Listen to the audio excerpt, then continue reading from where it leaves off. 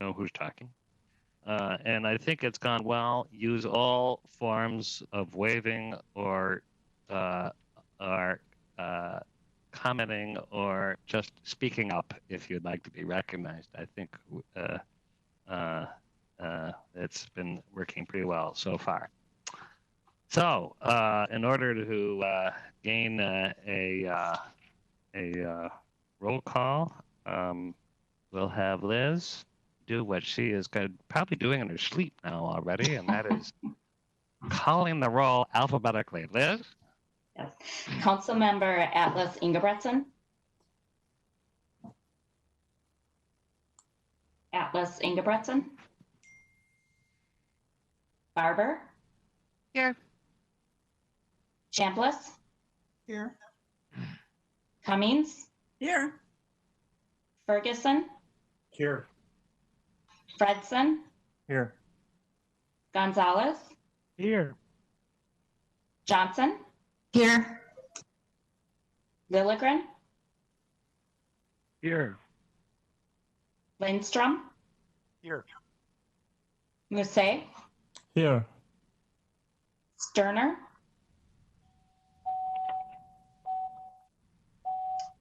Sterner. Here.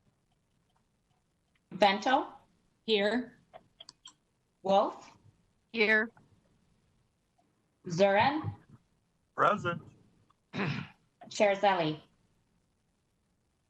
I am here. Do you miss anybody who would like to speak up? Councilmember Atlas Ingebretson is here and is noting through the chat line she's having some tech issues with sound, but you're noted to be here. All right, first order of business is approval of the agenda. May I have a motion for approval? So moved, Chair. This is Councilmember Sterner. Thank you. So, a second. Cummings second. Thank you, Molly. Any discussion? Hearing none. Liz, please call the roll. Atlas Ingebretson. Aye. Working. Barber. Aye. Chambliss. Aye. Cummings. Aye. Ferguson. Aye. Fredson. Aye. Gonzalez. Aye. Johnson. Aye. Lee. Lilligren. Aye. Lindstrom. Aye. Musset. Musset. Aye. Thank you. All right. Oh, smooth. Sterner. Aye. Bento. Aye. Wolf. Aye. Zurin. Aye. Cherzelli. Aye. Motion carried. And now on to approval of the minutes from the July 8th, 2020 council meeting. Is there a motion to approve the minutes? Vento moves approval of the minutes. Thank you, Councilmember Vento. Is there a second? Second by Gonzalez. Thank you. Any discussion, corrections, additions? Liz, please call the roll. Atlas Ingebretson. Aye. Barber. Aye. Chambliss. Aye. Cummings. Aye. Ferguson. Aye. Fredson. Aye. Gonzalez. Aye. Johnson. Aye. Lilligren. Aye. Lindstrom. Aye. Musset. Aye. Sterner. Aye. Bento. Aye. Aye. Wolf. Aye. Zurin. Aye. and Chair Zelli. Aye. Thank you. That minutes are approved. Now a business item. It's the joint reports from the Transportation, Environment, Community Development, and Management Committees. And that is going to be taken up by Councilmember Ferguson.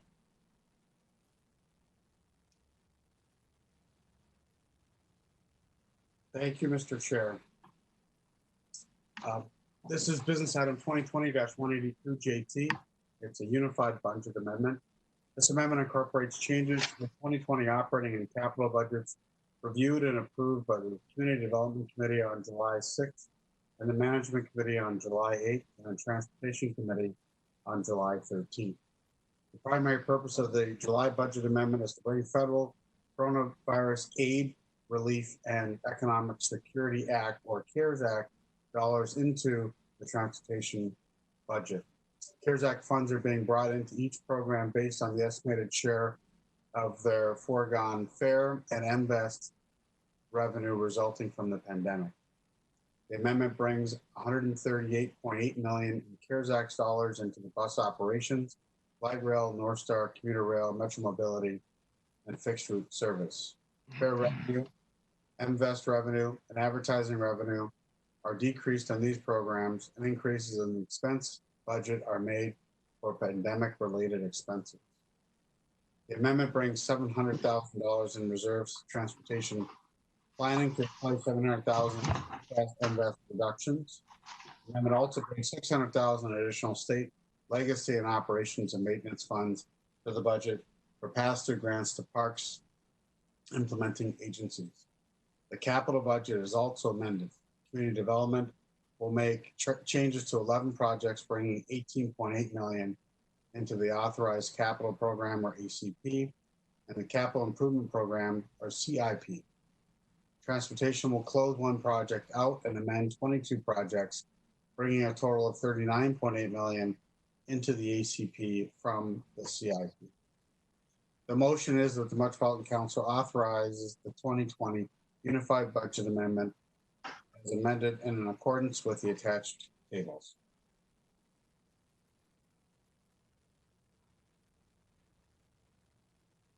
Okay, is there a second to that motion? Coming second.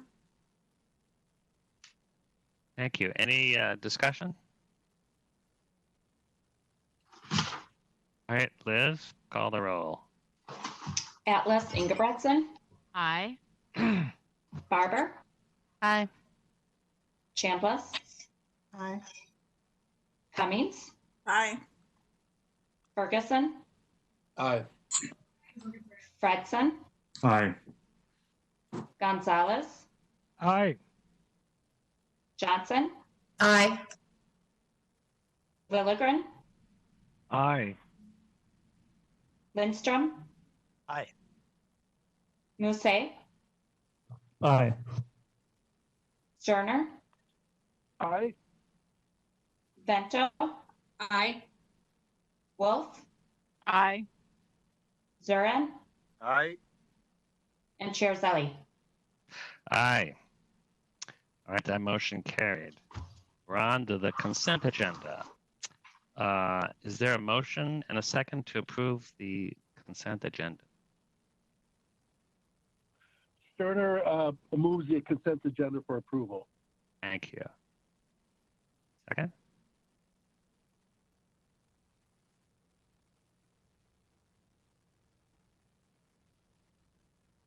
Chambliss second.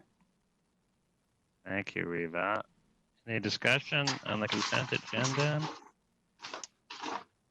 Not. Liz? Please call the roll. Atlas Ingebretson, Aye. Barber, Aye. Chambliss, Aye. Cummings, Aye. Ferguson, Aye. Fredson, Aye. Gonzalez, Aye. Johnson, Aye. Lilligren, Aye. Lindstrom, Aye. Musse, Aye. Sterner, Aye. Bento, Aye.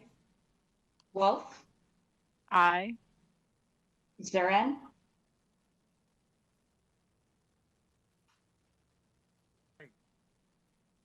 and Chair Zelli. Aye. That motion carried. Now we're on to reports of the standing committees. First report is Community Development. Councilmember Lilligren. Yeah, thank you, Mr. Chair. The Community Development Committee brings 2 items for consideration this evening. The first is business item 2020-172. It's regarding the annual report of the parks operations and maintenance allocation. The council serves as a fiscal agent to distribute state funds to the 10 regional park implementing agencies for operations and maintenance costs. Statute requires that by July 15th of each year, the Metropolitan Parks and Open Space Commission, MPOS, reports to the council on the funding requests from the implementing agencies based on the actual expenditures made in the previous year. Staff conducts a review of the 10 regional parks implementing agencies' expenditures from the previous year to determine the distribution amounts following a formula set in statute. The analysis this year will program $9,140,000 appropriated by the legislature for state fiscal year 2021. Actual pass-through amounts will be based on the actual revenues received. This is a same-week item to meet the statutory requirement for distribution of these funds by August 1st. Mr. Chair, I move that the Metropolitan Council accept the Regional Parks System State Fiscal Year 2021 Operation and Maintenance Report as shown in Table 1 of the staff report. Great. Thank you. Is there a second? Bento seconds. Thank you, Councilmember. Any discussion? Liz? Atlas Ingebretson, Aye. Barber, Aye. Chambliss, Aye. Cummings, Aye. Ferguson, Aye. Bye, Sasha. Have fun. okay, Be careful. Fredson, Aye. Gonzalez, Aye. Johnson, Aye. Lilligren, Aye. Lindstrom, Aye. Musse, Aye. Sterner, Aye. Bento, Aye. Wolf, Aye. Zurin, Aye. and Chair Zelli. Aye. That motion carried.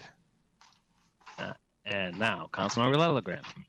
Yeah, thank you, Mr. Chair. The next is business item 2020-185. It's regarding the authorization to execute pass-through agreements to the regional park implementing agencies for operation and maintenance funding that was subject to the last business item. Council action is required for the Community Development Director to execute agreements over $500,000 on behalf of the regional administrator. While no dollar amounts are specified in the agreements, staff anticipates that the amount passed through to each agency during the grant term will exceed $500,000. This is the first year that pass-through agreements will be executed for the transfer of operations and maintenance funding. Agreements are being issued as part of the Council's continued implementation of best practices as a fiscal agent. As previously noted, the Council allocated funds to all regional parks implementing agencies using established allocation formulas found in Minnesota Statute 473.351.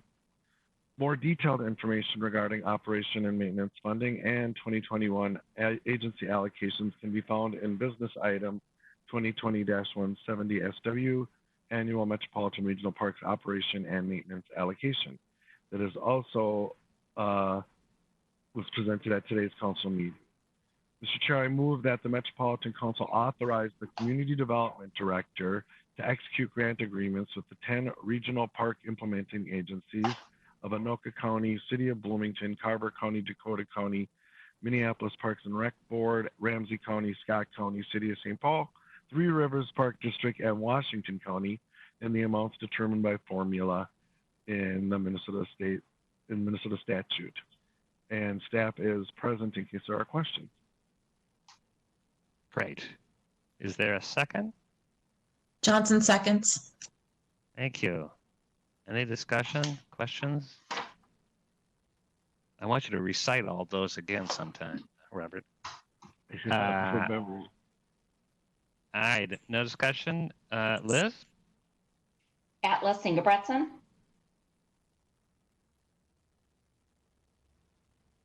Aye. Barber, Aye. Chambliss, Aye. Cummings, Aye. Ferguson, Aye. Fredson, Aye. Gonzalez, Aye. Johnson, Aye. Lilligren, Aye. Lindstrom, Aye. Musse, Aye. Sterner, Aye. Bento, Aye.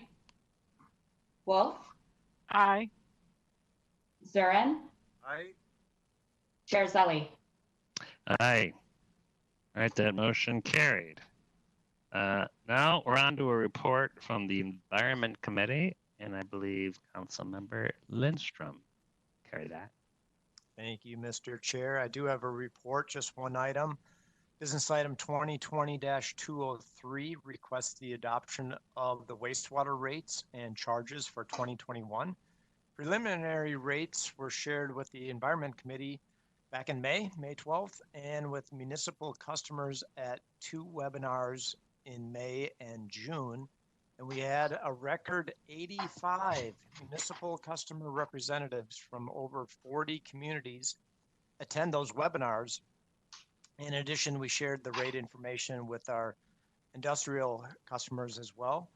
Proposed revenues raised through the regional wastewater charge in 2021 is an increase of 2% over 2020 and will vary for each municipality based on their specific flow.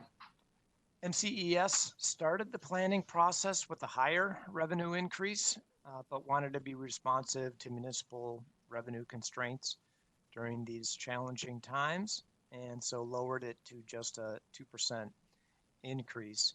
Likewise, for the 7th year in a row, our SAC fees or our sewer availability charge fees, better known as SAC, will remain flat at $2,485 per unit.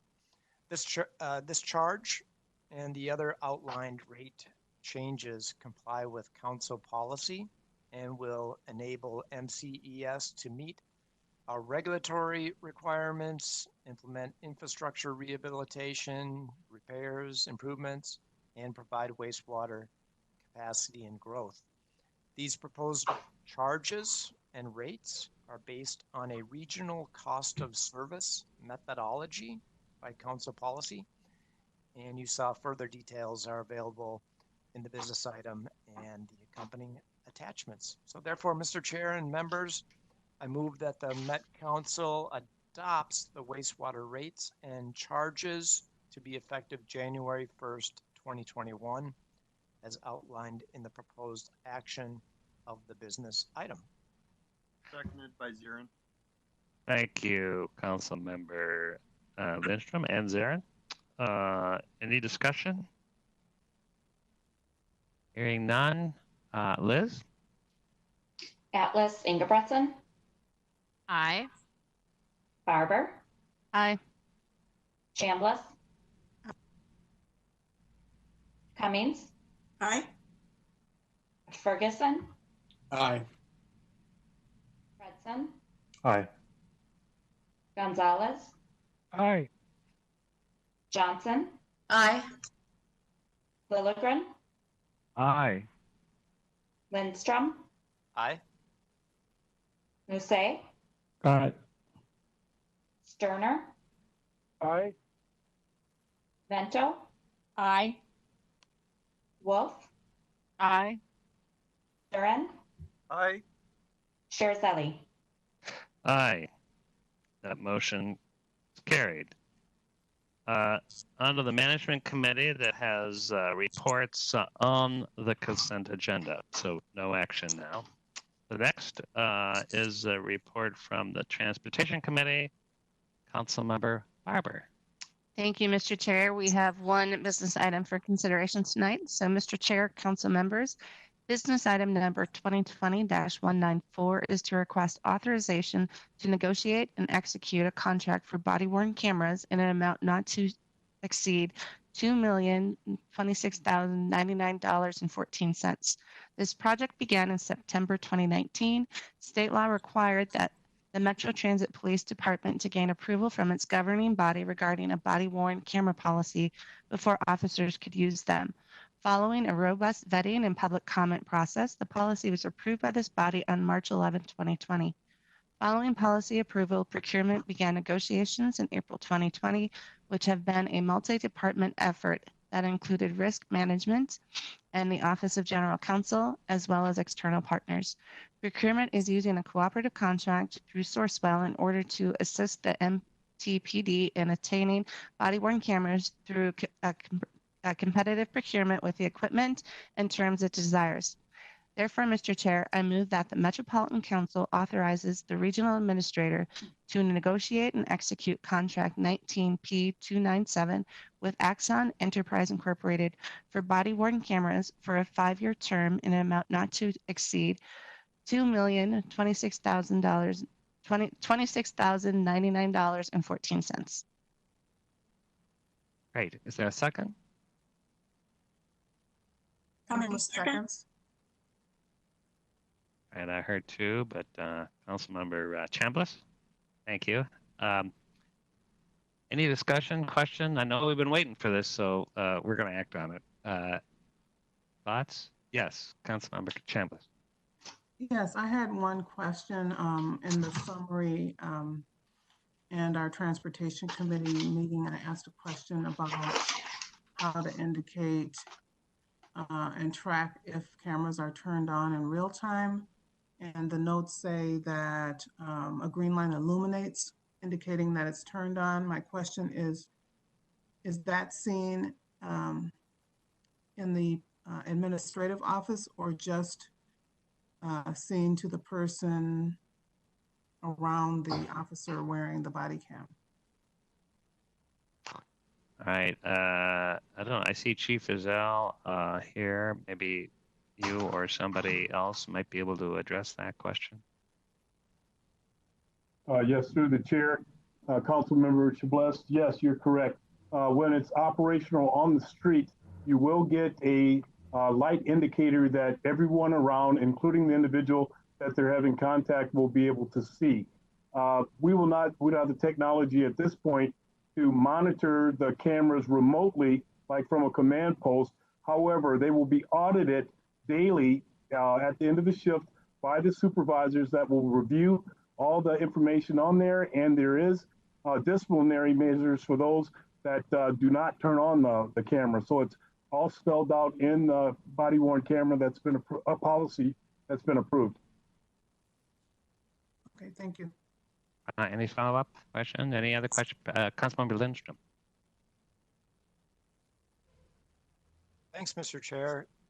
It was mentioned that there's going to be a 5-year term on this, and I'm curious to know, what does that mean in this context?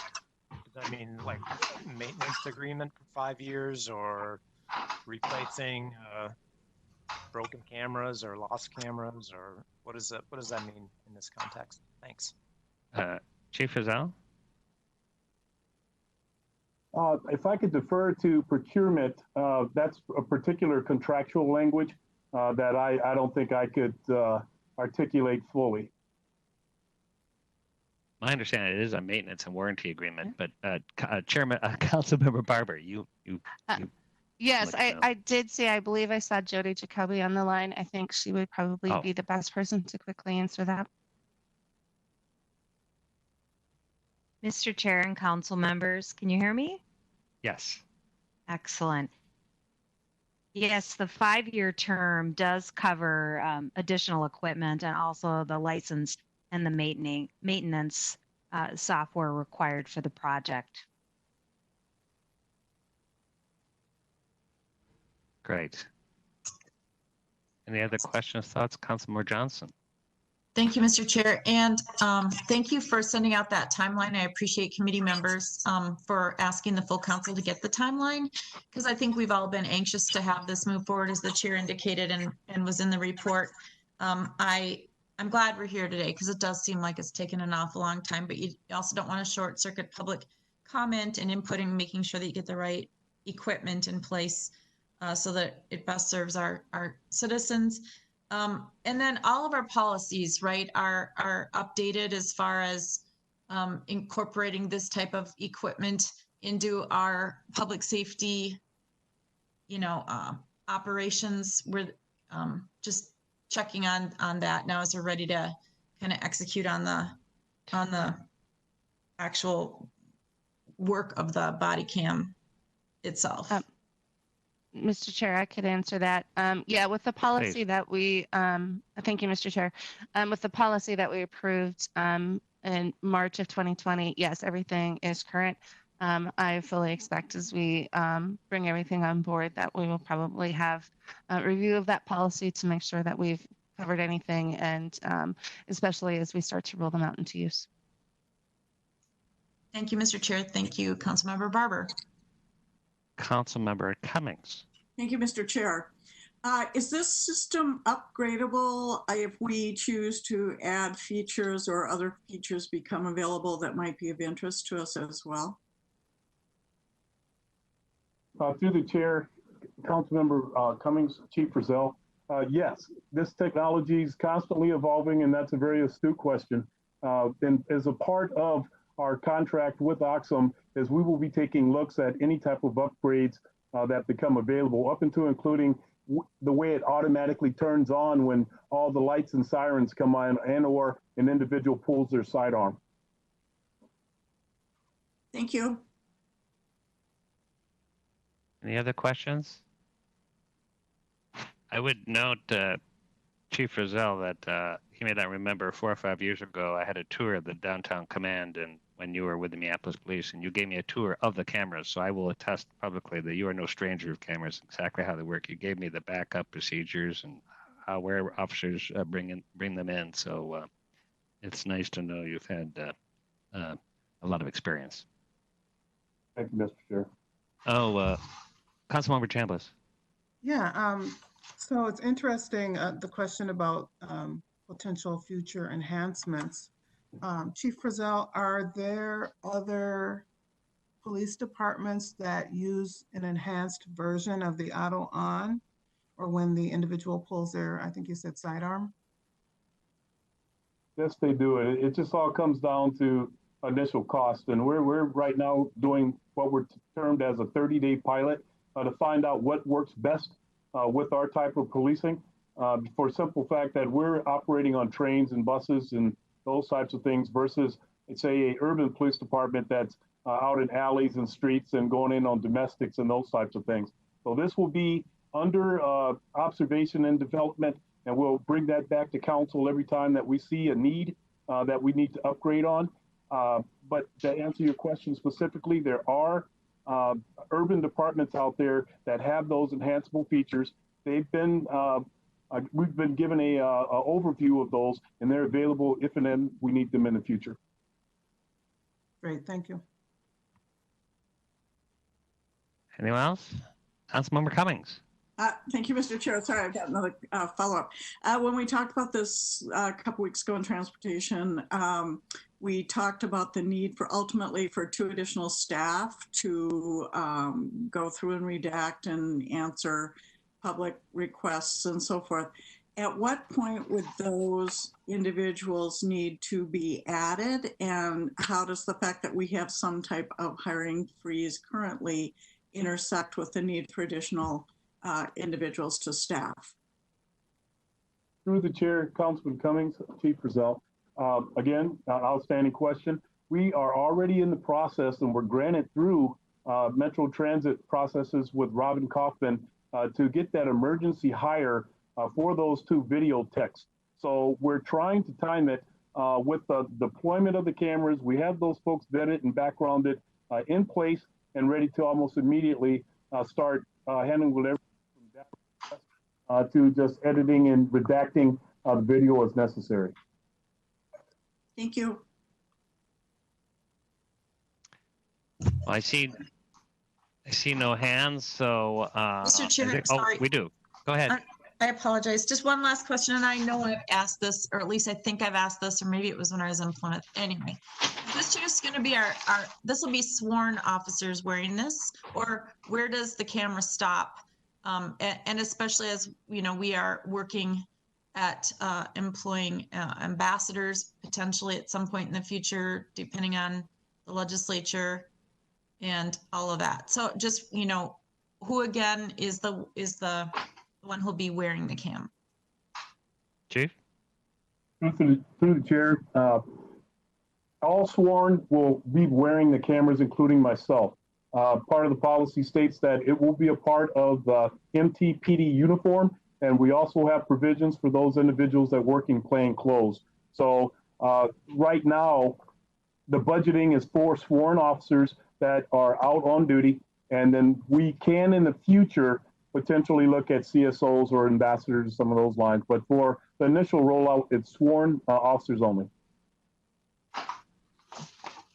Of course, as you remember, we are bringing real-time cameras to the trains, and of course, we have platform cameras. So this is just human-based cameras, I guess. The way to think of it. Chair, all right.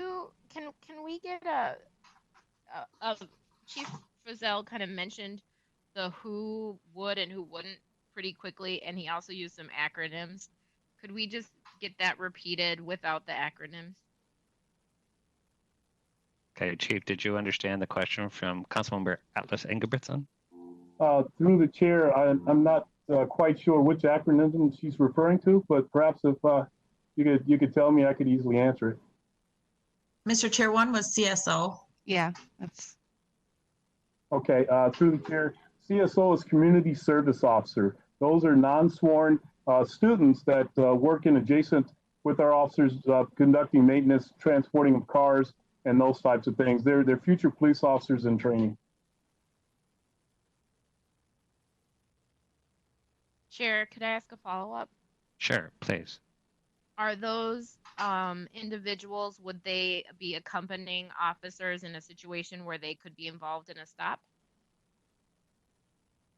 No, they're in a non-law enforcement capacity. So what they're doing is, again, they go to school during majority of time, and then when they are here, they're transporting vehicles and doing paperwork and those types of things to get them acclimated to the culture, but they're not in harm's way.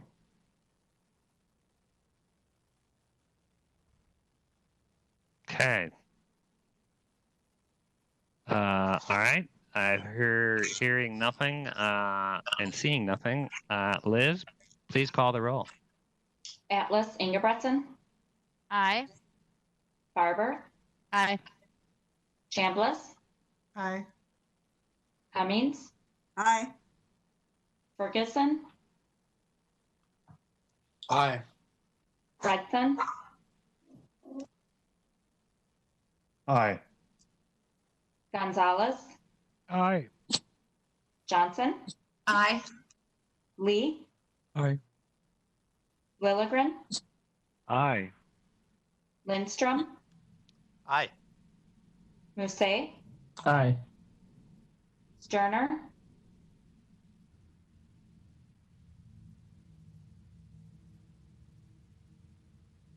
Sterner.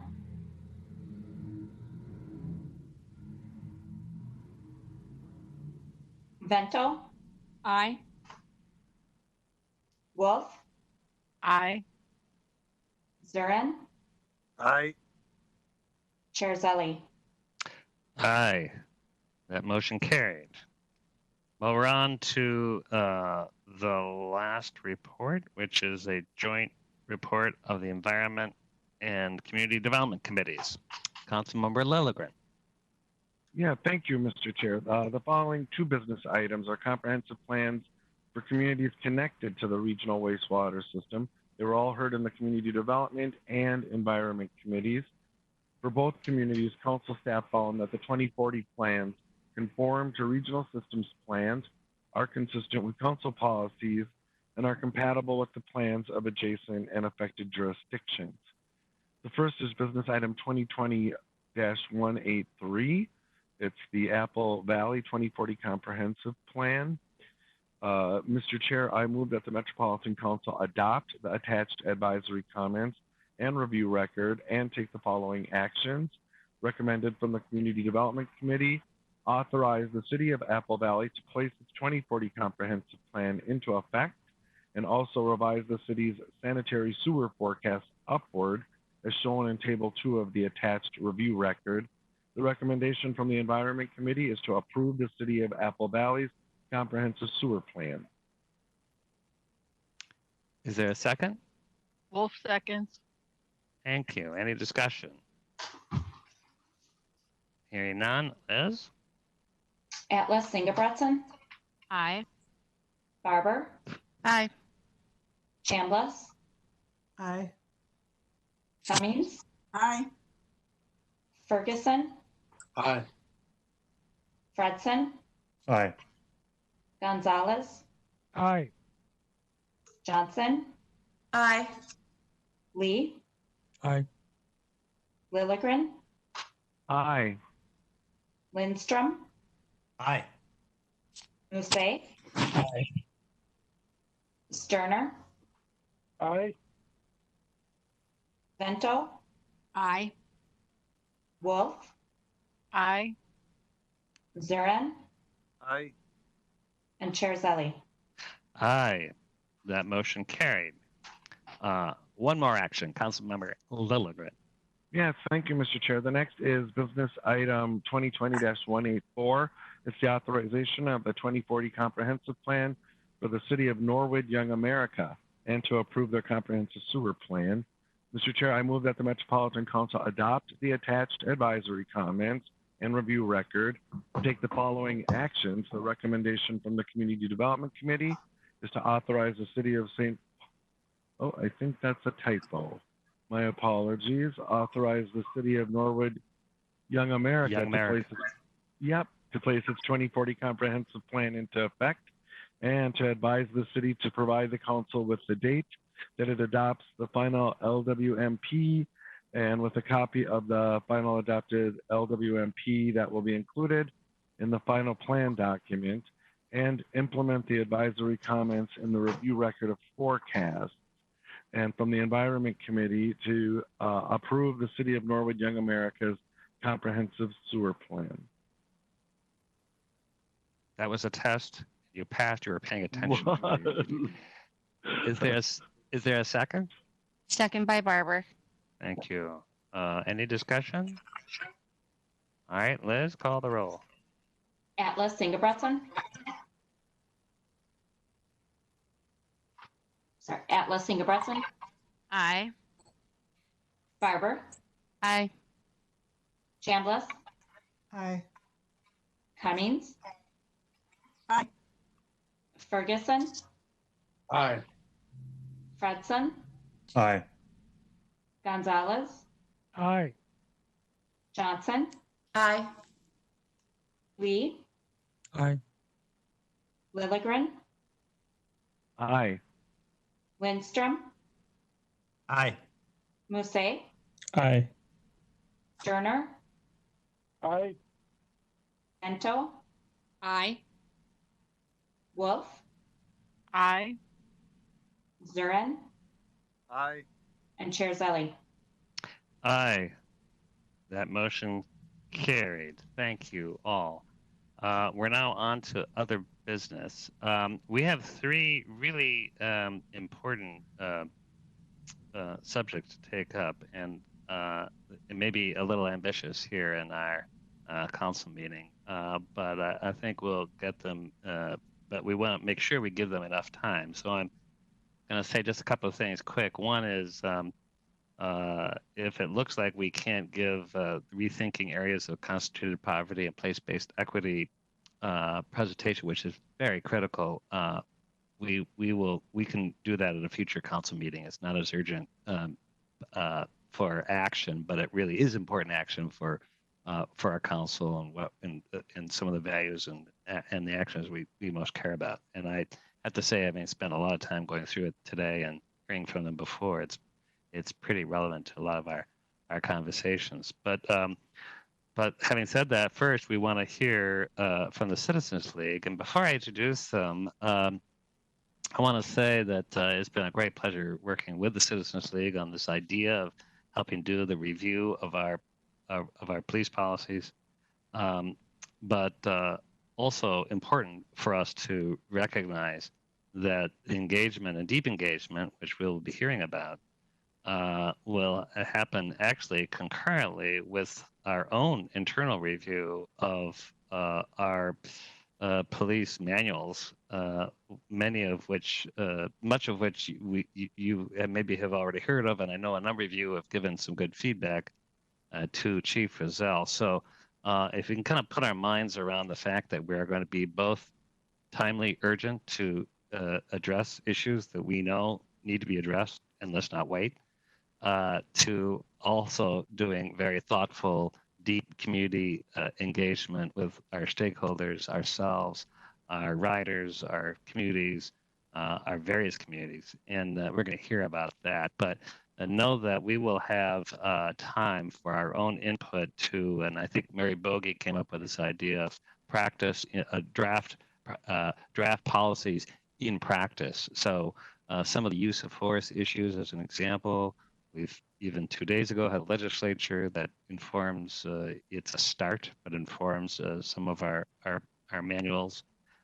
So that'll be going through our normal channel of committees. We'll have apt input and understanding about what is currently being reviewed by the chief and the staff and have our input, but also while we will hear from the Citizens League about having this external kind of thoughtful multi-month review. So if you can believe, we are acting both deliberately in a timely way, but also very thoughtful and dealing with our values of ensuring that we are reaching out and not having this done without some understanding, deep understanding from with an outside perspective. If we can actually, that sounds like they're contradictory, but I'm hopeful we can kind of put our minds around to have both values respected.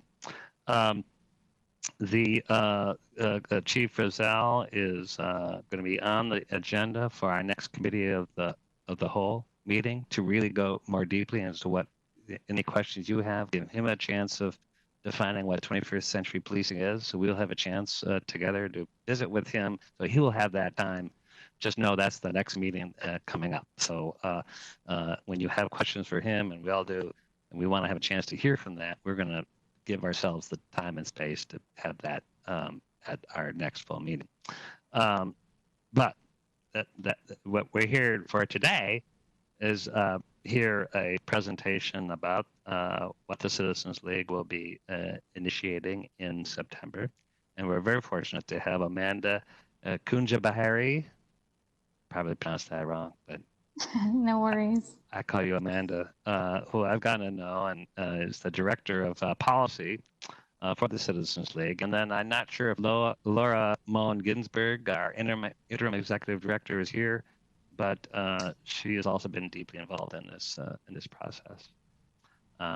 So I'll kick it over to you, Amanda. And I know you probably have a PowerPoint, so maybe we've got that teed up. And it's nice to have you with us.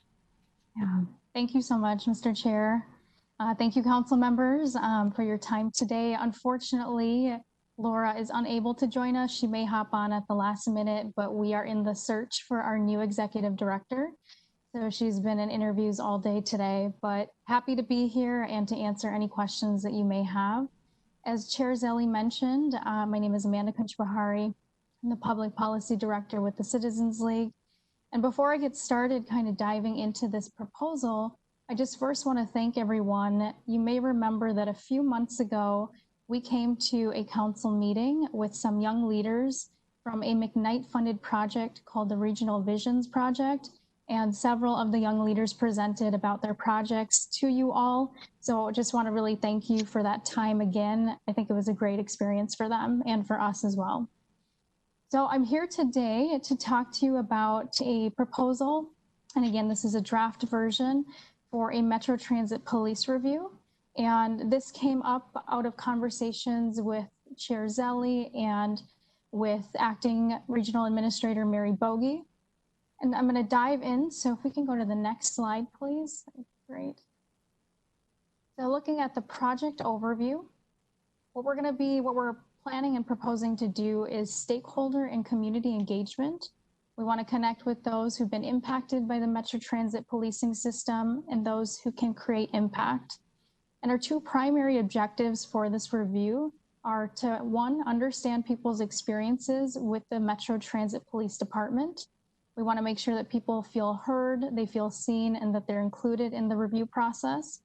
And the second objective is to define what safety and enforcement mean to each unique stakeholder and community member that we engage with. Next slide. What are we proposing? So the actual work itself will be a multi-method review.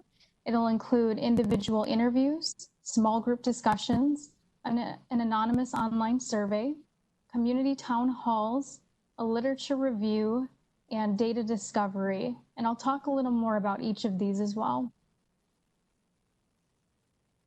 This next slide is quite overwhelming, and I won't get into everything on here, but I just wanted to highlight a few things. This is our proposed project timeline. And just to highlight that we would start the project in September, as Mr. Chair mentioned, and then our engagement efforts would actually conclude in December of this year, with a final draft report being put together and compiled in January. And we have an ending due date of February 8th. And again, this is a draft. And I want to highlight too that one thing that is missing in this timeline that we would want to add is engagement timelines and timeframes with a community advisory group that we are planning to put together for this project. So this will be revised to include that. A couple of other timeline highlights. We can go to the next slide, please. In terms of our goals, we want to conduct 50 to 100 individual interviews by January 1st. Goal 2 is to conduct at least 8 small group discussions by December. Goal 3, collect results from our anonymous online survey by the end of December. And goal 4, we want to host 2 online community town halls by January. And next slide, who are we engaging? So it's going to be a broad look at various different stakeholders. You can see several of them listed there: businesses, chambers, customers, riders, community members, Met Council, members, staff, Transit Police Department, and community-based organizations. I also want to make just a point out that we want to make an ensured effort and want to create accessibility for the following groups.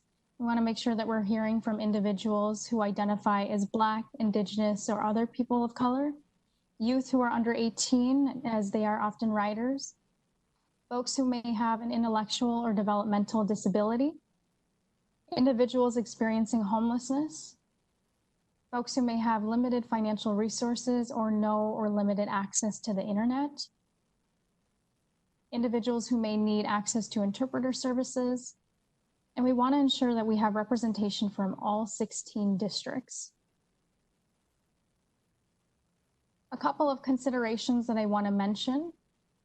As we all know, we are in a pandemic, and when we think about community engagement and stakeholder engagement, that definitely makes things challenging at times. And we want to be mindful of the considerations of folks who may not have access to the internet. So we may end up doing some in-person individual conversations or actually going to where customers and riders are so that we're meeting them where they're at. And when we do the small group conversations, we may end up also doing those in person, of course, following all of the social distancing guidelines and health requirements, wearing masks and making sure that we are maintaining the safety of everyone involved. But again, we want to ensure that we're reaching people where they're at and we're hearing from everyone that we can. And then also stipends, we want to provide compensation for people's time. The compensation and stipends will be specific to community members that we engage with and speak to. And the folks who are typically not tied to any organization and where they are not taking organizational time to connect with us.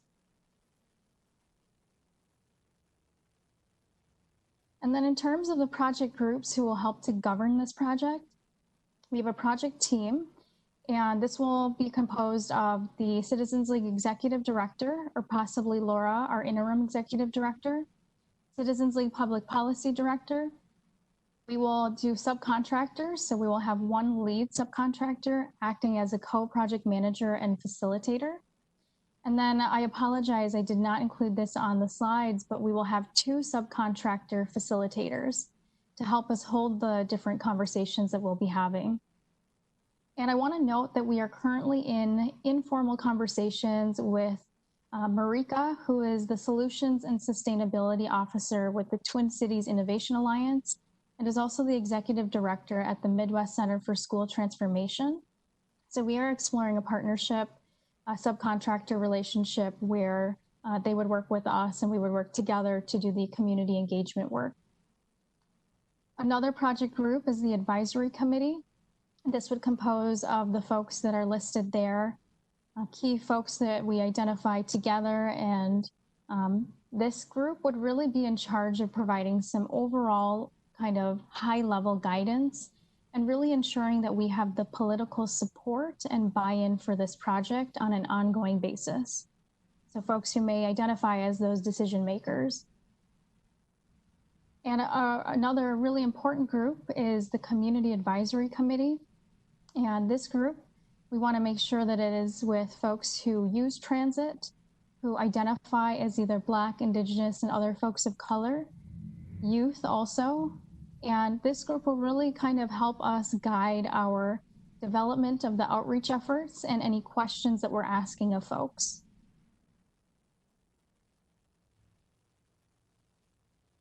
And then deliverables. So our deliverables will be a stakeholder analysis, which again, we want to do in partnership with Met Council and other folks that you all identify. We'll have a summary of our literature review and data discovery findings. And the data discovery, what we mean by that is that if there's any data available by the Metro Transit Police Department that we have access to, we'd love to include that into the report and into the findings. An example might be when we're thinking about tickets that are given to riders, citations that are given to riders without a ticket, and looking at some demographic data around that, and just seeing that that's important context for this overall review. And then we'll include our de-identified notes from all of our gatherings that we host, and then a final report will be delivered by February 8th. And then phase 2. So we are calling this our initial phase 1 of going out and really engaging with stakeholders and community members. And then phase 2 would be where we use all of this information and we find members from the Community Advisory Committee and then the Advisory Committee to really work together to dive into this data and come up with recommendations based on what we've been hearing from community members and stakeholders. And then that would lead to the recommendations we would present to the Met Council. That is my presentation. I'll pass it back over to you, Mr. Chair, and I'm open to questions as well. Thank you, Amanda. And let's open it up. If anybody has any comments, questions. Councilmember Chambliss. Yes, thank you for this presentation, Amanda. I look forward to seeing this review implemented. I have a couple questions. You mentioned that there was some community engagement groups happening that would be added to the timeline in your chart. What time, I apologize if you mentioned that afterwards, but what time is that going to happen? What month? Yeah, what we envision for engagement with a community advisory group is that we would actually engage with them on an ongoing basis. This would really be a group that we would look to support us in developing questions and making sure that our engagement strategies are inclusive, are representative, and that we're really, listening to community members on how to do that. And we would also compensate folks for their time on serving on that committee. Okay, thank you. And Chair, if I may ask my second question? Sure. So as we are gathering this data, I wanted to see if we could be proactive. I was listening to the governor's conference this afternoon saying that Minnesota has some of the best statistics in the country that we've been gathering, but I know that we still have a ways to go. Is it possible that we could, I'm trying to find the page, where we have identified the groups, I think it's on page, the WHO page, I guess it doesn't have a page number there, page 6. The outreach to Black, Indigenous, and people of color, BIPOC. We have a large Black immigrant population in the state of Minnesota. It would be nice to be able to identify which groups we're outreaching to in the Black immigrant population, as well as historical African Americans with slavery backgrounds, and then the BIPOCs, if we could disaggregate the people of color group so that we can identify the API groups and which groups we're outreaching to within the Asian Pacific Islander group, and any other ways that we could disaggregate that. And the same thing in terms of our youth, disaggregating those youth, not only by age, but the Black immigrant, Indigenous, and by people of color. Mr. Chair, Councilmember Chambliss, thank you so much for that point and that question too, and we are happy to do that. I totally agree that we should be disaggregating data, so absolutely we can do that. Thank you. Thank you. Let's see, I know Atlas Ingebrigtsen, Councilmember, did you have a question? I do, thank you. One of the things that I want to make sure that we are doing is including the EAC explicitly in the plan, our Equity Advisory Committee. And I don't think I saw them explicitly talked about, but I want to make sure that they have an ongoing role in this as they've articulated their desire and interest and are integrated as thought partners.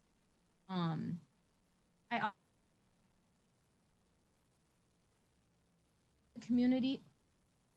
I paused. I saw a promise statement to the community about this process. In the process of the International Association for Public Participation, that practice of developing a promise statement that's very clear about what this process is going to yield and how it will be conducted and what people can expect at the outcome of the different key activities that are taking place, whether it's a focus group, a one-on-one interview, or a town hall. I also want to make sure that we aren't ignoring the previous feedback we've received. And so I loved seeing the lit review, and I want to make sure that you're aware of the extensive town halls that were held in 2015, I believe it was, and that you're getting the data and information and requests that came from community then that we've failed to take action on. I just want to make sure you're aware of that. I also would really love to see targets for participation, as Councilmember Chambliss mentioned, disaggregated by ethnicity and age, and would love to know how we could monitor our progress towards engaging those targets and shift practice and activities as needed to accomplish that. And this gets to my last point, accomplish those targets. And this gets to my last point, that a number of the people you mentioned leading this initiative are women, which is wonderful, and diverse women who've been engaged. I also am aware that many of the people who are impacted negatively by experiences are men, Indigenous men, African American men.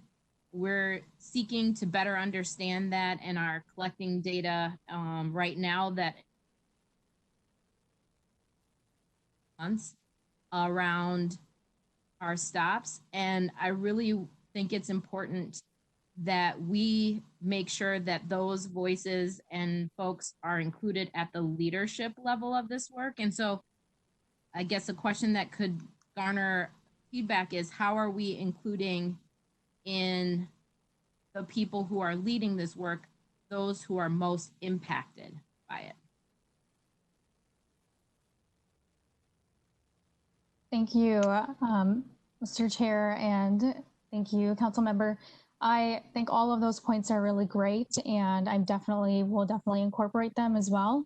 And we really want to work with everybody on the council and with staff as well to really decide those things and make sure that we have folks who are most impacted at the decision-making table. So we are all open for all of those suggestions and want to make sure that that happens. So we'll be looking to you for guidance on that as well, but also on our community partners who will be engaging. So definitely agree with everything that was said. And just to make a quick comment, and I thank you also, Councilmember, for your comments and all, regarding the Equity Advisory Committee. We've had a number of meetings in the past 10 days, and they are really an important part of this council. We could consider them an outside group, but an important part of what informs us. So I would definitely think they would be engaged. More questions? Councilmember Lee. Yeah. Thank you, Chair. I wanted to thank and commend Amanda and the great folks at the Citizens League.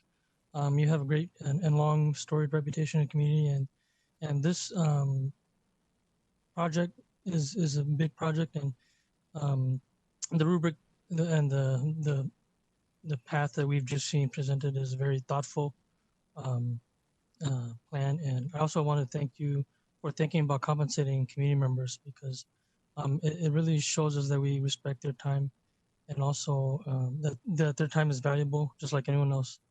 And for some folks, for them to take time out of their busy days to help us inform and create better policies. A lot of working folks can't afford to take time to join us at these meetings. And so if and when they do, we should honor their time. So thank you. Thank you, Chair. Thank you, Councilmember. Councilmember Johnson, you got a hand up? Thank you, Mr. Chair.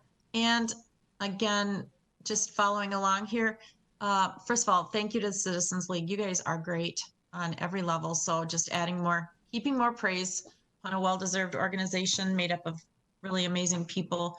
So thank you for this work. And then also, how is this work being funded?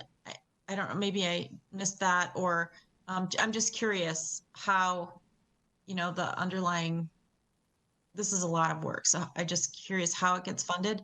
And then just secondly, back for, our consideration at Met Council, I think this is just another really great example of why it would be very helpful for us to eventually get to framework around engagement and what our standards and expectations are for our own selves across the council in our lines of work.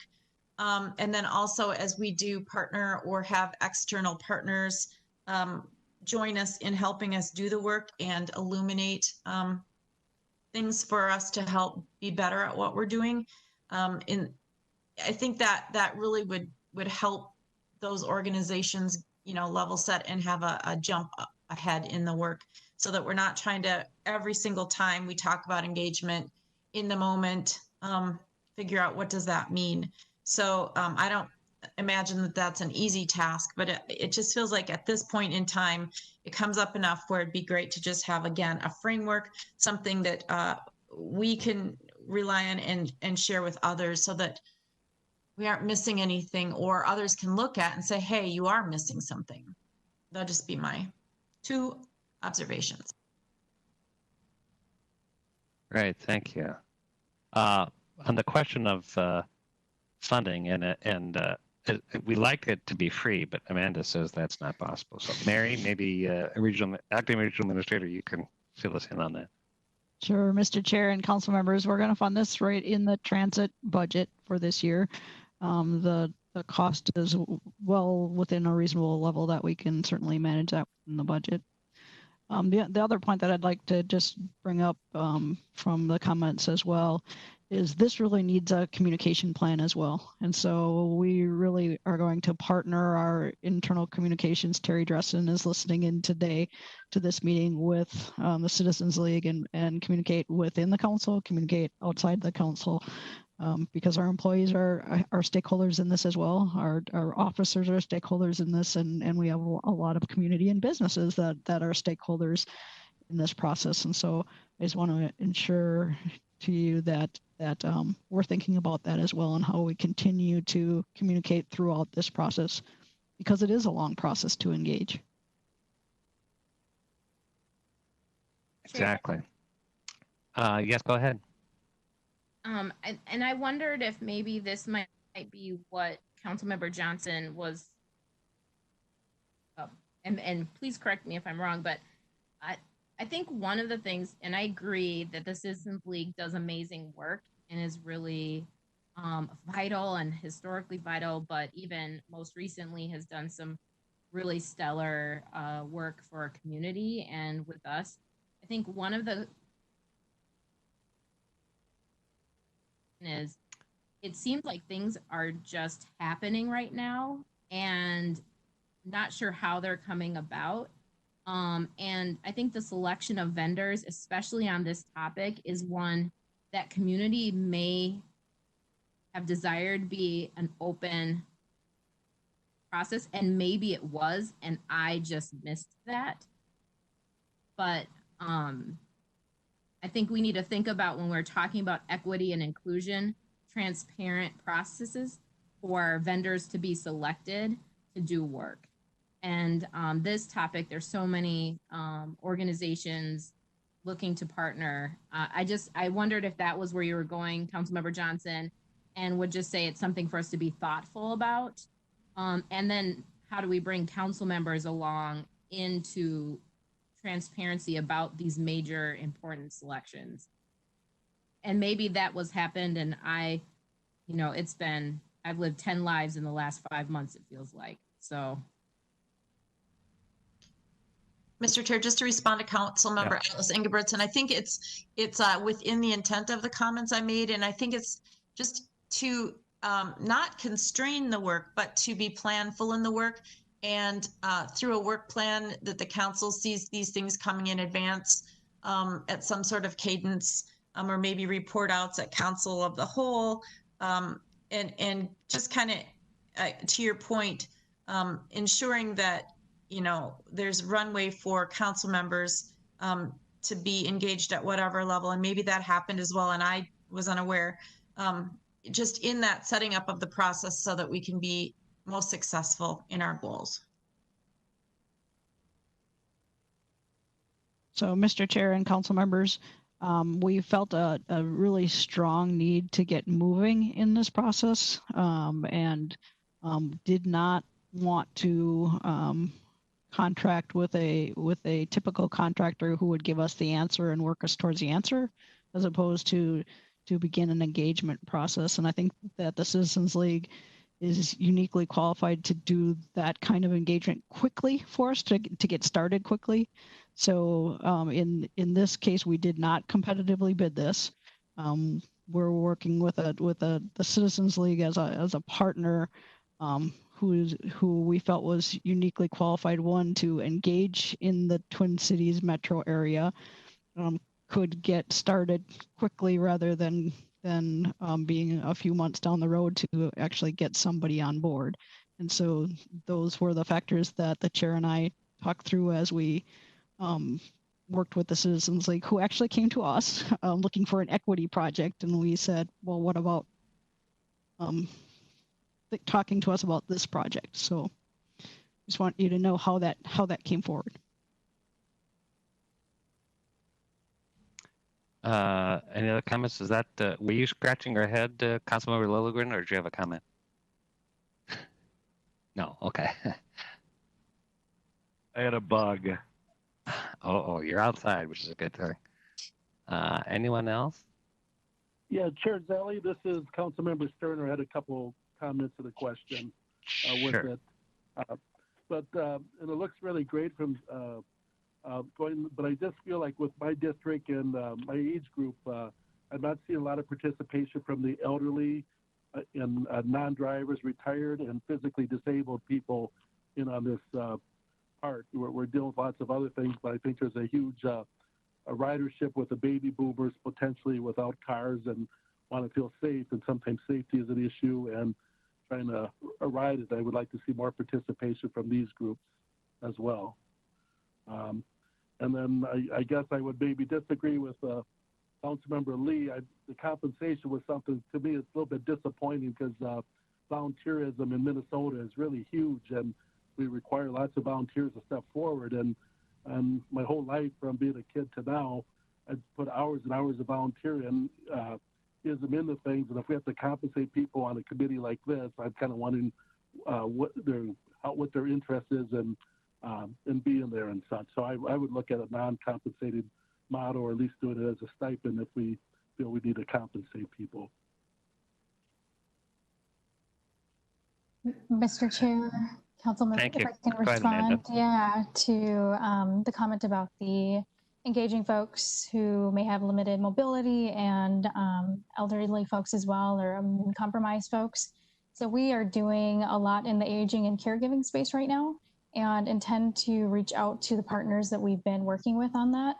So thinking about Wilder Foundation, other organizations that we are really closely tied to, who are in more contact and access to folks who identify in those groups that you mentioned. So we will be reaching out to them to do that engagement. Mr. Chair. Sure. Why not Councilmember Chambliss, and I think Councilmember Fredson had his hand up too, and then Johnson. Yes, thank you, Chair. I just wanted to speak to, the money for the engagement. What has been done in the past with engagement, and I've done a lot of engagement, throughout my life, I've seen what the barriers to engagement are. A lot of times those barriers are childcare. A lot of times those barriers are, I'm going straight from work to a community engagement event and I need to eat, or I need to feed my kids, or I need to get some money from the vending machine that's in the building where I'm at. Transportation, taking a cab, taking time off from work to engage, or leaving early. There's a lot of things that people who lack resources that we don't even think about, the folks of us who are privileged to not have to worry about those kinds of things. And, what I would like to say is, let's focus on the goal and what we are trying to achieve, and overcoming those barriers and getting to that goal. I think that's more valuable to us than worrying if somebody picked themselves up by their bootstrap and did what everybody else was doing, because everybody's not on a fair footing. And that's what equity is all about, getting people on the same fair footing so that they can have a voice. Right, thank you. Councilmember Fredson, you had your hand up. Thank you, Chair. I had a question on a different subject, so I'm happy to go after Councilmember Johnson if you would prefer. Johnson, you had a continuity on this subject. Go ahead. Thank you, Mr. Chair. I just want to second everything Councilmember Chambliss said. Thank you. Hey, that was easy. Councilmember Fredson. Thank you, Chair. Thank you, Chair. And thank you to Amanda. I just had a question about the deadline for the first phase here, and if it was informed by us or if it was informed by the Citizens League or both. And where I'm going with this is, in the event that there were some recommendations that were to come through this phase one, are we confident that we could turn around any kind of action that would potentially warrant or need like legislative approval for legislative deadlines, which are usually in mid-March, right? So this would give us about 3 to 4 weeks, and I just wanted to see if folks are confident that we could turn that around, or if the idea is that this would be recommendations that we get through a first phase that would potentially stay in house, and if legislation was necessary, that we would have to wait until the second year of the biennium. Amanda, do you want to take a crack at that? I have some thoughts.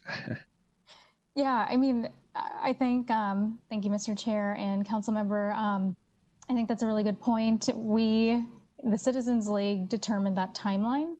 And the reason being because we wanted to be really intentional and thoughtful and as robust as possible in this community engagement process, and knowing that that takes time to do that well. And so that is why the timeline looks like that. I am definitely open, though, if the council wants to move faster on this. I think it would require more resources to do it well. And we would have to be very transparent with community members about that as well. So those would be my two things, Mr. Chair. Thank you. And I think, thank you, Amanda. And I think in Councilmember Fredson, regarding this kind of sense of like seizing the opportunity and making some practices draft in practice of policies we can do. If we're seeking legislation, it seems, we're learning as we go. We're going to be having meetings all along. We certainly don't want to miss opportunities. I think we'll know more as we get into it, and we'll be hearing about its progress along the way. So I'm giving you an oblique answer because I'm not sure we'll know until we get going, but we certainly don't want to sit on something that we think is really important. But I hate to also rush the Citizens League process, because I think it really is about making sure we're not losing the complexity of what we're seeking to gain. Mary, you had a comment. Yes, Mr. Chair. We do have some initiatives that we're going to continue to try to move. Administrative citations is one of those that. Perfect example. It's a good example of something that we all kind of agree on already. It's good in practice in other places, and so we'll still keep that on our legislative agenda. And if other things like that come up during this process where we're all shaking our heads saying no brainer, we should move those along. You. Other comments, questions? Chair, if I may. Please. Just an observation, and it is that while the EAC, the Equity Advisory Committee, as you indicated, has been more engaged in the last 4 months or 5 months that I think all of last year combined.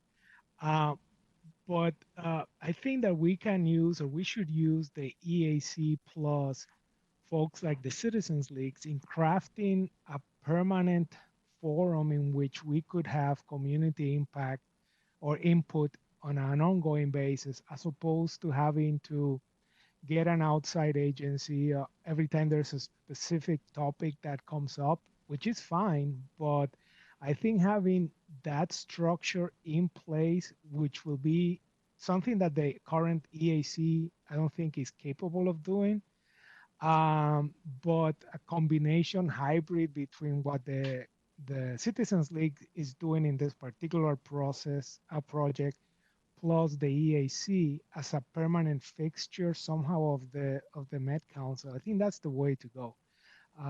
We are going to be addressing issues of equity for the next foreseeable 50 years or so. So I think it's a better practice to have something embedded like that, as opposed to having to come up with an outside agency that will redesign an engagement process every time there's an issue that we need addressed. So that would be my suggestion, that we explore that in the next months and see where we go from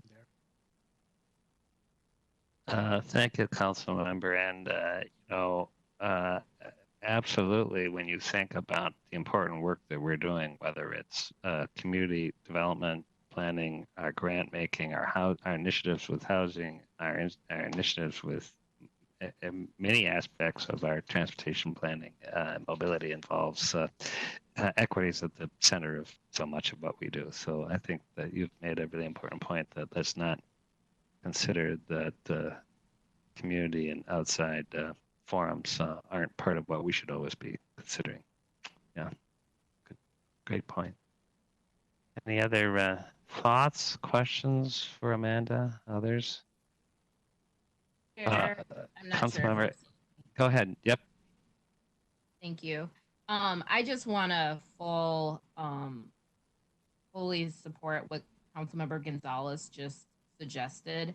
This is actually what we've been talking about in internal conversations with our folks in our enforcement team or our police team, and in our efforts to better understand what's happening going on. So I just also, I guess I would say that there may be a couple conversations that are going on parallel to each other at the council right now as it relates to this. I'm anticipating that EAC has been having this conversation. A number of council members have been started a conversation, as you know, with Chief Gazelle and our engagement team at Metro Transit, and then this effort. It seems to me that it makes a lot of sense for us to align those conversations before, before we get started in this effort, and make sure we're getting the most out of it. And if that outcome is a sustainable way for us to build this muscle, which is how I've been talking about it, the muscle we have to flex, but we have to build it first to build this muscle internally. And I would say in our conversations around an equity framework for the organization, it's the skeletal tendons and muscles that you build in an organization that leaves its capacity whole, as opposed to putting on a splint or some KT tape like I have to do for my tennis elbow, which I got from walking my dog, not playing tennis. Does that make sense? And Yeah. that mean there isn't a role for external partners in that integrated part of the organization. And that's where the Citizens League over the decades has become a part of that. But it just means that it needs to be something that's fully integrated to our practice, because it's not going to go anywhere, unfortunately, for a considerable amount of time. It just seems like a good way to be good stewards of the resources we're spending. That's a really great point. And as we develop our Met Council muscle and we're developing this equity framework, it's both internal and external how we are engaging. And I think we're learning as we go, which is part of building the muscle. So excellent thoughts. And Councilmember Wolf. Thank you, Mr. Chair. I guess I feel like maybe some of us have been a little left out of flexing the muscle or building the muscle, as Councilmember Atlas Ingebrigtsen referred to, because the EAC meetings are not streamed. So if you're not at a part of the meeting, you don't know what happened there. And if there's other conversations that have been going on with the select group of council members and the chief, I guess I would like to have all of us be a part of those conversations, not just a select group. And I think that there is an issue of how we manage our governance to ensure that we as a whole council are both understanding. Doesn't mean that we don't have our lane of expertise and bring it back to the council. But I think what you just said, Councilmember Wolf, and what I mean by building our muscle, it is part of that communication muscle of how we are all have voices and input, but that we all kind of are understanding of these different perspectives. Because when we look at the council as a whole, we have that kind of range of perspectives to come to better outcomes. But thank you for that. And in particular, with regard to the policing, there have been a number of like 3 or 4 different council members who have been giving some input regarding some police or some of our transit police with particularly Black youth complaints. Have they heard back? So that was actually initiated a conversation about some of our police policies. So we're bringing that through committees to make sure that that isn't just a handful, that we bring that and share that with our whole council. And then we'll have maybe more of an opportunity when Chief Rizal is with the committee as a whole to kind of go deeper into some of those questions. So we want to, great point. This is building our muscle means that we don't have just a strong left arm and not a strong right arm, because walking the dog can be hard if you're only strong on one side. Yeah. Any other questions, thoughts? Well, I really want to thank Amanda. That was just wonderful that you were to be able to give us a presentation, but more importantly to gather our feedback and then to respond so quickly to Mary's and my request. And I think that that has been really exceedingly exciting and helpful for us to think as we move forward. And we're going to learn as we go along. So to be continued. And if anybody has any other questions, thoughts that come to you later, feel free to ask me, Mary, and we'll make sure that they're fully considered. Thanks, Thank Mary. you, Mr. Thanks, Chair. Amanda. Yeah, thank you everyone for the thoughtful comments. Have a great night.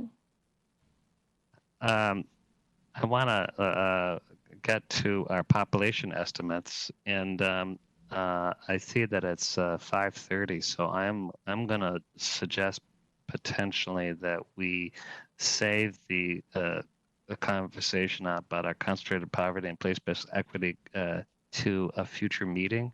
And it pains me to do that because I'm really interested in this subject, but because we are, I think we ought to not just do this in a quick, they have at least a 15 or 20 minutes to present, and I think we should leave a good half hour to really absorb it and talk about it. So with your permission, I'm going to ask you, and I apologize to Matt and Kristen because not that I didn't warn them, but I thought it was a little ambitious. But I think that we want to make sure we find the time and to do it right. And I invite everybody to kind of link in and kind of look at some of that they had set up, because I think there's a lot to absorb.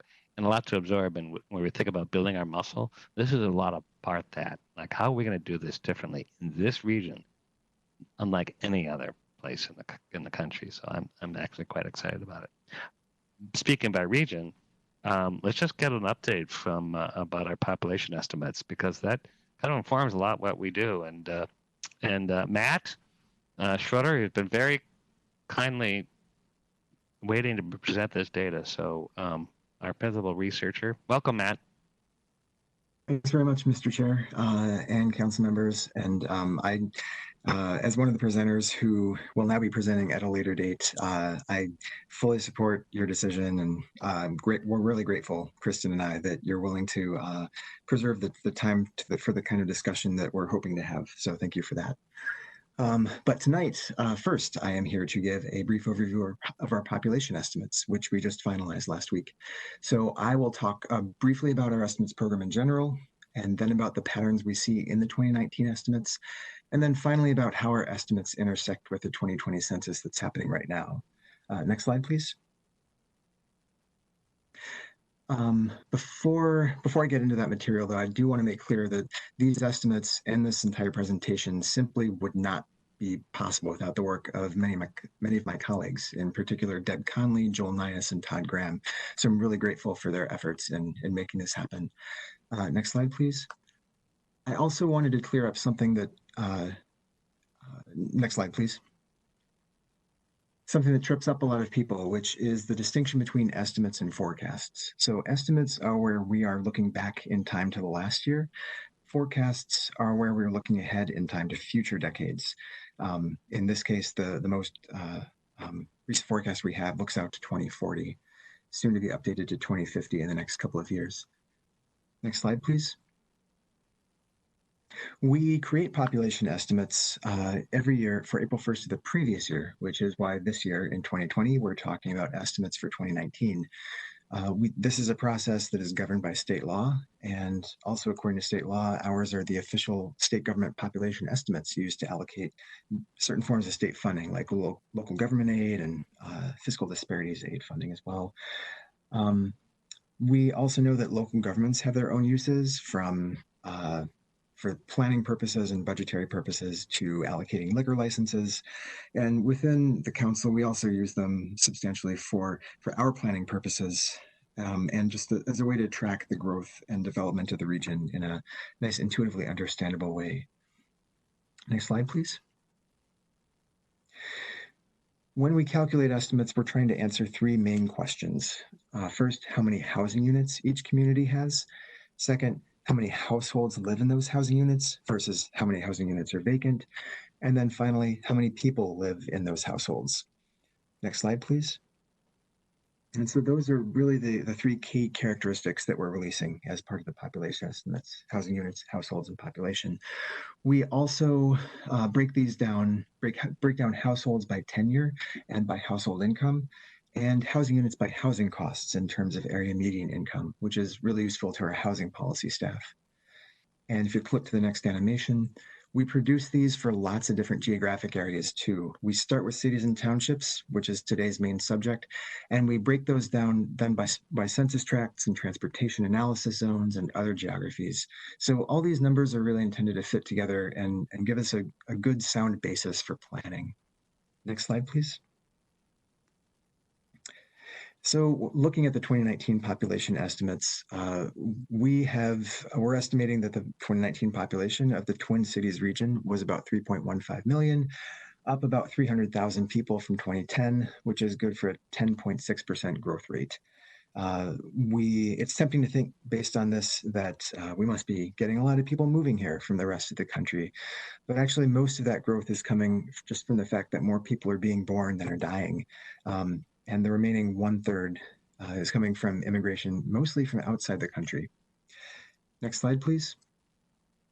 What stands out about this decade, though, looking back to 2010, is the balanced nature of all that population growth. So in past decades, Minneapolis, St. Paul, and some inner-ring suburbs actually lost population as other cities around the suburban edge grew more quickly. And this decade, with the exception of some rural townships shown in yellow there, all parts of the region are growing. And those 10 biggest gainers, which are labeled on the map there, include many different kinds of communities. Minneapolis and St. Paul obviously have grown the most, but we also see a lot of growth in suburban edge communities like Blaine and Lakeville. So a lot of different kinds of communities are growing. Next slide, please. When we look at growth rates, the percentage growth in communities, what stands out is the higher growth rates in the edge communities. This makes sense, obviously, given that they're starting from a smaller base of population, but we don't want to lose sight of the fact that growth that rapid, when you're starting from a small base, can feel really disruptive. And so we want to highlight that to give people a sense of what's happening on the ground can feel pretty rapid to people. Next slide, please. Zooming in to what's happening within communities, looking at rates of change in transportation analysis zones, we're seeing some pretty interesting.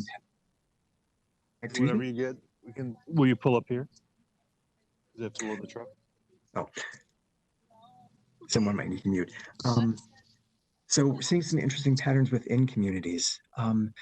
In Minneapolis and St. Paul, we're seeing that most areas of these cities have grown. A few areas, again, shown in yellow, are either not changing or declining, but the shades of purple across these cities show that most parts of these communities are growing. Next slide, please. Looking at suburban edge communities like Maple Grove and Plymouth and Lakeville, we're seeing more uneven growth. Some areas especially those in darkest purple, are really developing pretty rapidly. Others in yellow that developed rapidly back in previous decades are now, according to our estimates, losing some population. So some interesting patterns there within communities, looking at those small area estimates. Next slide, please. And I'll talk briefly about a couple of interesting trends in the region that we've been paying attention to. And the first of those is looking at average household size. In past decades, this has been declining since 1970 and before that too. But this decade, for the first time, it seems to be inching back up a little bit, a tiny bit. This probably has something to do with the lingering effects of the Great Recession and increasing housing costs. People are less likely to be able to form separate households.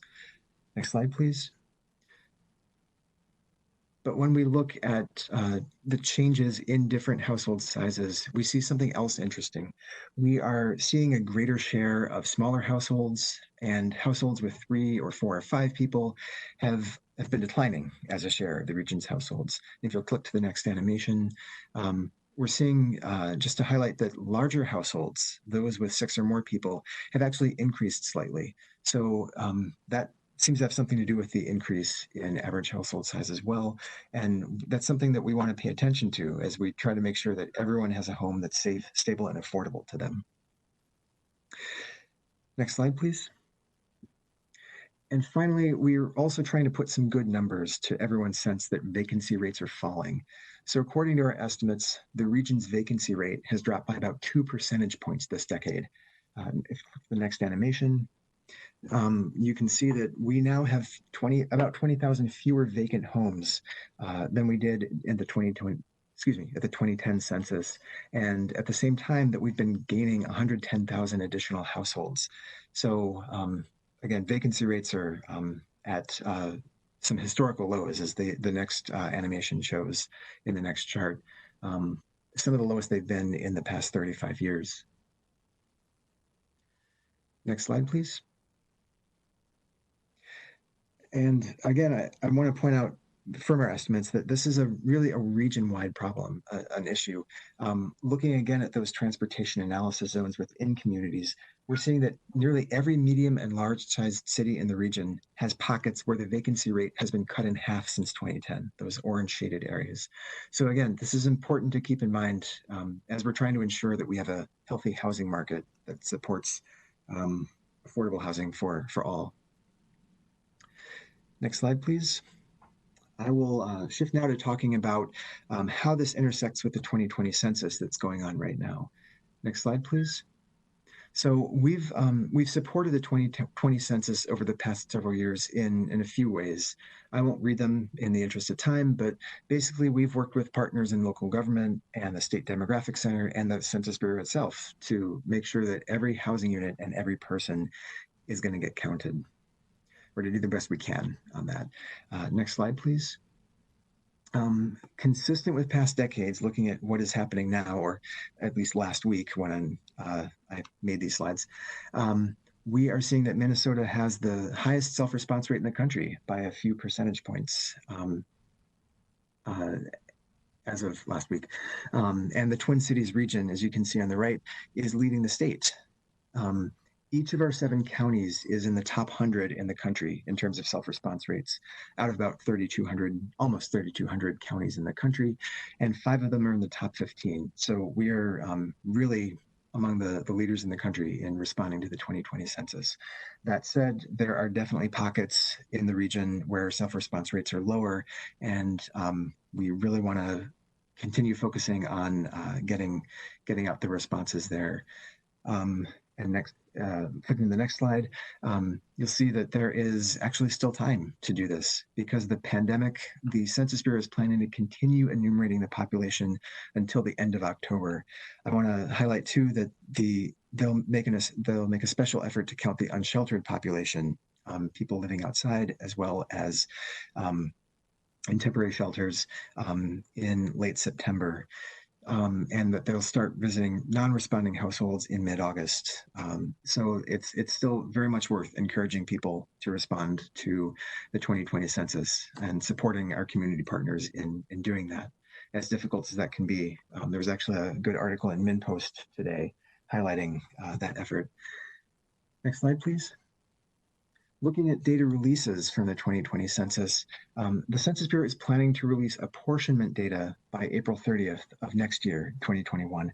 So that's when we'll figure out how many congressional seats Minnesota will have. By July 31st, we're hoping we'll have local data on the population by race and ethnicity. And then in the fall, the full set of data will be coming out from the 2020 census when we can get a better sense of how our population has changed over the past 10 years. I bring this up, clicking to the next animation, to highlight that according to the Census Bureau's schedule, which has again been delayed by the pandemic, we will not probably have anything from the 2020 census below the state level by next July 15th, which is our deadline under state law to certify our estimates. Traditionally, we just take the 2020 census, we take the decennial census results and certify those as the official estimates.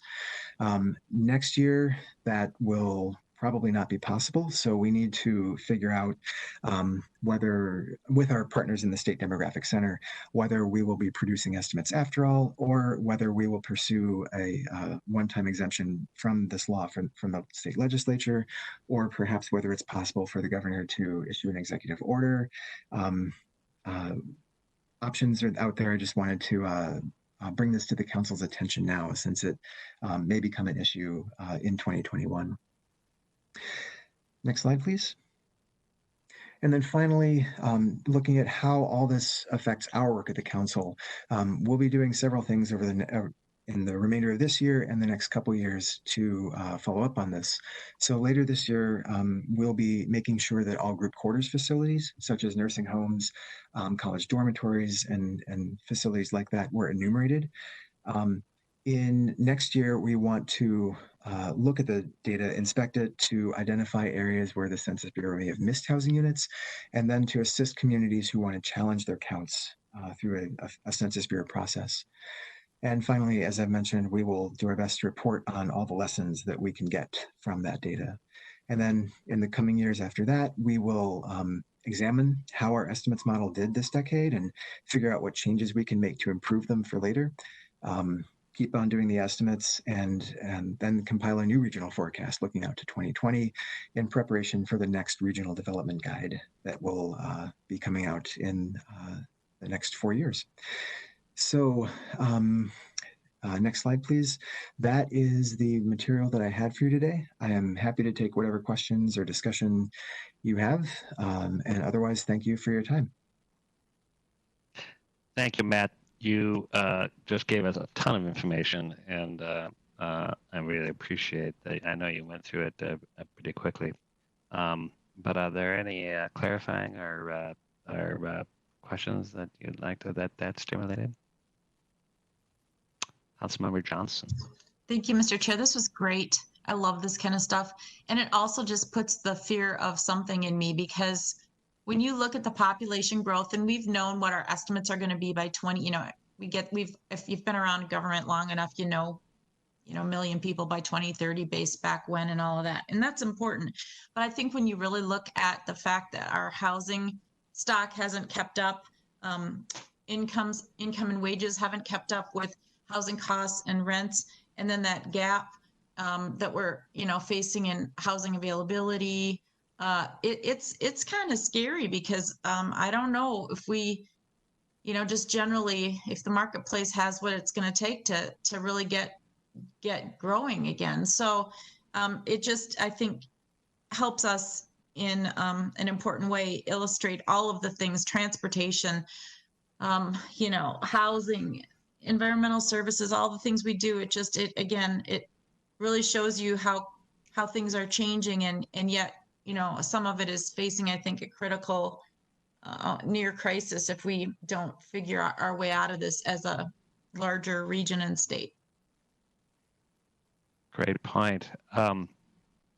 Hey, Matt, when we talk about a growth in the region, which is the metropolitan region, we keep thinking about the congressional districts, and that's really statewide. Did our growth come at the cost of the state? Do we track that? Or is it in migration and births of the entire state? I mean, how does that relate? Chair Zelli, we have been growing much faster than the rest of the state. We have about 50, our 7-county Twin Cities region has about 55% of the state's population. And we've, according to Census Bureau estimates, also experienced, I think, somewhere around 85% of the state's population growth. So we are growing more than our share of the regional population, of the state's population. So what that means is that when we look at congressional districts in the US Congress and legislative districts in the state House and Senate, that representation will tend to shift more toward the Twin Cities region. How much that will happen, it's hard to say before seeing the 2020 census results. And of course, there is always the possibility that Minnesota may lose a congressional seat following the apportionment process. So it is still a work in progress. And I know that our colleagues in the State Demographic Center are watching that really closely too. Other questions? Molly. Thanks, Mr. Chair. Thank you for this information. It's really, really interesting, and we'll stick around on the computer for some time because I can see referring back to it frequently. On your last slide, you have in 2022 using census data to examine the performance of our estimates model. I'm wondering how it compared after the last census. How was performance of the estimate model for the Met Council? How did they jive? Zelli, Councilmember Cummings. Unfortunately, I was not around during the last census. What I recall hearing is that in some communities, our estimates were higher, possibly because of incomplete reporting of demolitions to us by communities. In some communities, our estimates were lower, perhaps because of incomplete reporting of building permits. But what this does highlight is that so much of our estimates process depends on the data that local governments report to us as part of our building permit survey. And we do the best we can to get the most accurate permit data we can for all types. And I think we've done a lot better job of that just based on the improved technology than we were able to do before the 2010 census. So I'm hoping that we'll be a bit closer to the 2020 census this time. Thank you, Mr. Just a follow-up comment. I just was going to say, I would think that technology since the last census has advanced so much that the comparisons will be much closer and give us even more useful information. But thank you for that. Good hope. Councilmember Barber? Thank you, Mr. Chair. I can't give you specifics relative to the last census, but I can tell you sort of the anecdotal data that I've heard back from my communities as we were entering into comprehensive planning and some of those estimates. So both from the perspective of estimates and forecasts, there's a general consensus that, especially as you look over a long window, we're really good at this. Like our staff gets numbers that cities and communities can really use. Of course, there's always blips and ups and downs and things like that, but especially when you put it over a longer time window, the data tends to be pretty spot on. Mr. Chair? Yes, Councilmember Johnson. I was fortunate enough to live through all of that as a council member and mayor in previous years. And just one of the issues that my council had at the time was that when they did overlays during our comp plans, they were not taking out undevelopable properties. So it might have been parkland, wetland, lakes, and they were doing some population estimates over some of those layers. And so it, just by nature of doing that, increased population numbers, and local units of government picked up on that pretty quickly because they know that at least in the city of Plymouth, you can't actually build on Medicine Lake, just around it. So, you know, and it was just one of those things. It was just an error. And and I don't know if that was extrapolated across the region, but it was just some of those things were missed. And of course, it sends a shockwave, as you can only imagine. But I agree, you know, Met Council still is the reliable source of data, and over the long haul provides local units of government really critical information in the planning process. So it was a blip. I showed up at Met Council for an hearing and went around the stations to better understand how it works. And Met Council, even during all of that, was very good to us at the local level to help us along with those differences. Right. If I may, Mr. Chair, thank you. So I would say that it's been my experience that we've been very receptive to things like that. And we need that sort of back and forth and dialogue with the communities to get good data. We had a very big discussion going into sort of our system statements and estimations for or forecasts for households and stuff like that, feeding into the comprehensive plan, because we have my district has a tribal nation residing within it, which is also not land that can be developed by either the cities surrounding it. So we convened basically intergovernmental meetings between us and the cities and the tribal government to come up with a way to make those numbers make sense, because you want the numbers to make sense to the cities too. So and then they get used well. Interesting. Councilmember Chambliss, did you raise your hand, or did I? I did. Thank you. This was just really interesting. I'd love to hear how the impacts of populations are on our lifestyle and livability. In terms of the changes to the household size, meaning that households are getting bigger. I know we've talked about this many times, but it would be nice if we can put our heads together with our legislators to figure out how we can reduce, how we can make the most of what we have in terms of the population size. For example, with apartments and rentals, we could potentially reduce the restrictions of how many people live in a rental space.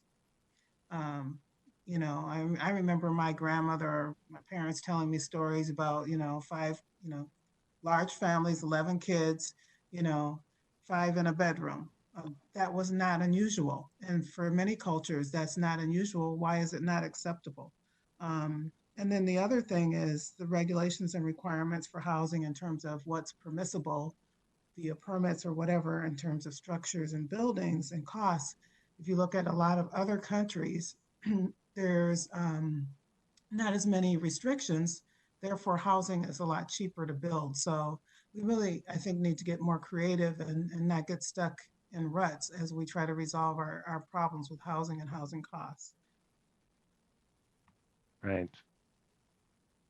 Councilmember Lee. Thank you, Mr. Chair. As the resident historian, I'm going to bore all of you with a little historical nugget. These population estimates impact our seats as well at the Met Council. And I want to share an interesting note that 20 years ago, as you know, Councilmember Fredson and I split St. Paul in half on an east-west basis.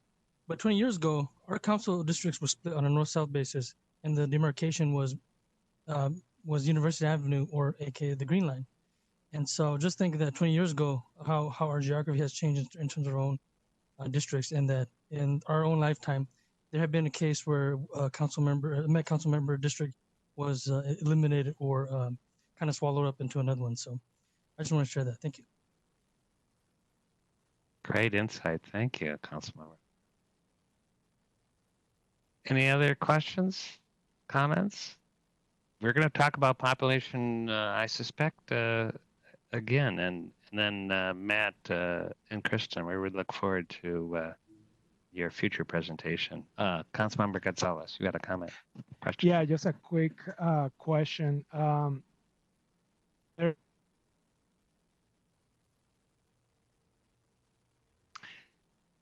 I think you might have frozen because I see other people moving. Councilmember Gonzalez, are you going to try without video?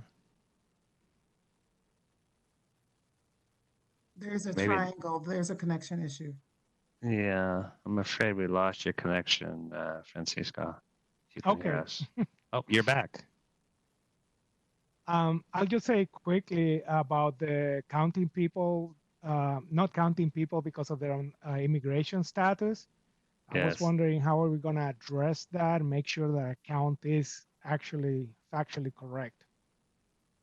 Matt, do you have any thoughts on this latest administrative move to not count? Does that have a chance to be contested in the courts? What's your opinion? Chair Zelle, Councilmember Gonzalez, I believe the question is about the memorandum signed by President Trump yesterday to base apportionment not on the entire population of states, but on only the legal citizen population. Right. That's correct. What I am by no means an expert on voting rights and apportionment, but what I have been reading is that the 14th Amendment is pretty unambiguous in saying that the apportionment has to be based on the entire population, that there's no basis for limiting it to citizens, and that there are also a lot of practical obstacles to that too, since we don't have a complete list of citizens. And then I guess the final thing I would say is that as I mentioned, the apportionment data won't be out until next April, and it's not clear who's going to, what the administration is going to look like then. So even if this does make it through the courts and is upheld, it may be the case that there's a change of administration and it's kind of a moot point anyway. So from the commentary that I've read, it seems very, very unlikely.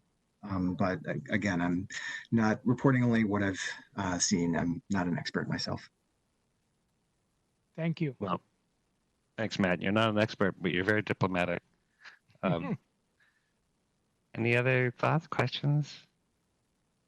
All right, it's 6 o'clock, almost to the minute, and I just want to thank everybody for their thoughts, their questions, their attention. This was a really great meeting, a lot of information, and there's more to come. So if there isn't any other thoughts, enjoy this beautiful, cool weather, and we'll see you very soon. This meeting, I have my gavel. This meeting is adjourned.